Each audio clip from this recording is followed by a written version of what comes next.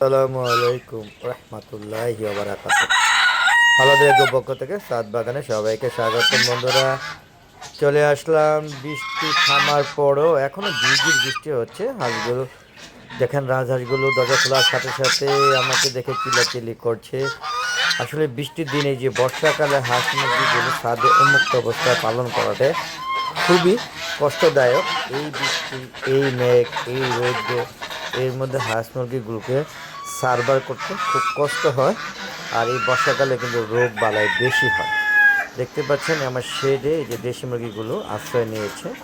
তবে খুব একটা দেশি মুরগি নাই, চীনা হাঁসগুলো শেডে আশ্রয় নিয়ে থাকে। কারণ চীনা হাঁসগুলো বৃষ্টিতে খুব বৃষ্টির পানি বা নদীর পানি বা পুকুরের পানি খুব একটা পছন্দ করে না। এরা পানিকে এড়িয়ে চলতে পছন্দ করে। পাশাপাশি রাজহাঁস কিন্তু বৃষ্টি পেলে অথবা পানি পেলে খুব আনন্দ করে এবং খুব ফুর্তি করে। দেখেন এই যে এখন বৃষ্টির মধ্যে ভিজেই তারা খাওয়া দাওয়া করছে। আর আমরা যেতে কবুতরগুলো, কিছু কবুতর আছে এখনও, ওই যখন বিক্রি করেছিলাম তখন এই চিপায় চাপায় অনাকাঙ্ক্ষিতভাবে 4টা রয়ে গেছিলো। সেখান থেকে এখন আল্লাহর রহমতে 8টা হয়ে গিয়েছে। আশা করি আরও বড় হবে এই কবুতরের। এই কবুতরগুলো দেখেন, এই যে আমার দেশি মোরগটা কত সুন্দর দেখছেন বন্ধুরা।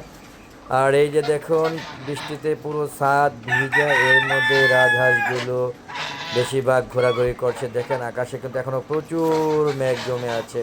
দেখতে পাচ্ছেন অন্ধকার হয়ে আছে, আবারও অজর ধারায় নেমে যাবে। দেখেন দেখেন কি অবস্থা, একদম ঘুটঘুটে অন্ধকার হয়ে আছে, মনে হচ্ছে সন্ধ্যা হয়ে গেল। আসলে এখন সকালবেলা, দেখতে পাচ্ছেন সকালবেলা মেবি 10টার মতো বাজে আর কি। তো দেখতে পাচ্ছেন হাঁস মুরগিগুলো বেশ আনন্দই করছে। এই যেমন দেশি মুরগি, টার্কি মুরগি, মোরগ, এগুলো এখন একটু বৃষ্টি কমেছে তাই বের হয়ে আনন্দ করছে। পাশাপাশি দেখতে পাচ্ছেন এই যে আমার একটা শৌখিন মোরগ, এর কাজই হলো উঁচু জায়গায় বসে থাকা আর ভাব ধরে বসে থাকা। দেখতে পাচ্ছেন আর এই যে চীনা হাঁসগুলো এই যে শেডের ভিতরে আশ্রয় নিয়েছে, এখন এগুলোকে বের করে দেওয়া দরকার। এই যে দেখেন এই যে টার্কি মুরগিগুলো আমার পিছে পিছে ঘুরে, আর এই যে মিশরি ফার্মিগুলো শেডে বন্দি অবস্থায় আছে।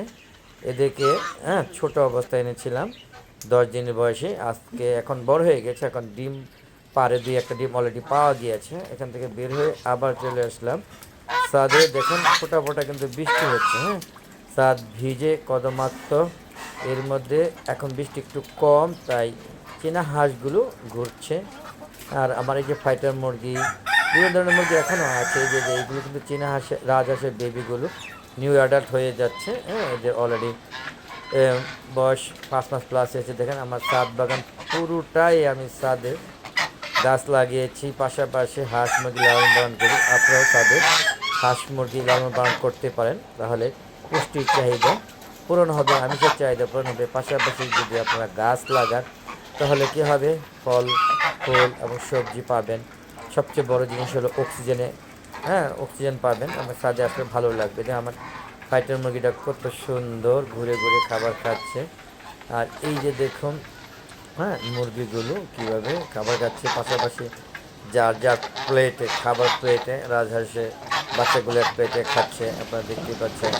আর এই যে আমি যে শেডের মধ্যে লেয়ার মুরগি এবং টাইগার মুরগি রেখেছি, এখানে প্রায় 16টা আনছিলাম, এখন মনে হয় 4-5টা মনে আছে, আর বাকিগুলো মারা গিয়েছে। তো প্রচুর যত্ন করতে সময় পাই না। এই দেখেন রাজহাঁস আর এই যে শৌখিন মোরগ, এরা মাসাল্লাহ বেশ বয়স হয়েছে। এই যে আমার একটা দেশি লাল মোরগ, এর বয়স কিন্তু 5 বছর অলরেডি চলতেছে, মানে আমার সবচেয়ে পুরানো একটা লাল মোরগ। তো বন্ধুরা কেমন লাগছে অবশ্যই কমেন্ট করে জানাবেন। আর বন্ধুরা আমার একটা ফেসবুক পেজ আছে মিজান এগ্রো বিডি, ফেসবুক পেজটাকে প্রথমে ফলো দিবেন, তারপর সম্পূর্ণ ভিডিও দেখে সুন্দর সুন্দর মতামত দিবেন আর শেয়ার করে সবাইকে দেখার সুযোগ করে দিবেন। ফেসবুক পেজের ভিডিওগুলো সন্ধ্যা 6টার পরে আপলোড করে থাকি, আর ইউটিউব চ্যানেলের ভিডিওগুলো 4টা প্লাস মাইনাস আগে পরে আপলোড করে থাকি। তবে চ্যানেলটা সাবস্ক্রাইব করলে যখনই আপলোড করে থাকি না কেন তখনই আপনাদের নোটিফিকেশন আগে আপনার ইউটিউব চ্যানেলে চলে যাবে, আর দেখতে পাবেন এরকম মজার মজার সুন্দর সুন্দর ইউটিউব চ্যানেলের ভিডিওগুলো, আমার ভালো দেয় ইউটিউব চ্যানেলের ভিডিওগুলো। তো বন্ধু দেখতে থাকুন, আর ভালো লাগতেছে আশা করি। আর কি ভালো না লাগলে বলবেন, কী কারণে ভালো লাগে না। তবে বন্ধুরা অবশ্যই সম্পূর্ণ ভিডিও দেখবেন আর আমার ইউটিউব চ্যানেলের পাশে থাকবেন। আর কোনো রকম কোনো কিছু যদি পরামর্শ লাগে অবশ্যই আপনারা আমার কাছ থেকে নিতে পারেন। আর সাথে হাঁস মুরগিকে লালন পালন করতে হয় বা কীভাবে ছাদ বাগান করতে হয়। তো বন্ধুরা বিদায় নিচ্ছি। আসসালামু আলাইকুম রহমতুল্লাহ।